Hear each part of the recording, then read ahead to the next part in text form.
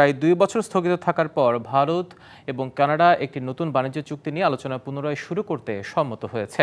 রয়টার্সের তথ্য বলছে, দুই দেশের মধ্যে কূটনৈতিক টানাপোড়েনের পর এই আলোচনা স্থগিত করা হয়েছিল।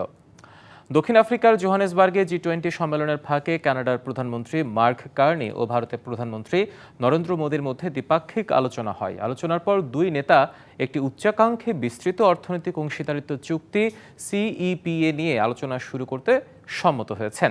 এই চুক্তির লক্ষ্য হল 2030 সালের মধ্যে দ্বিপাক্ষিক বাণিজ্যের পরিমাণ দ্বিগুণ করে $50 বিলিয়ন উন্নীত করা।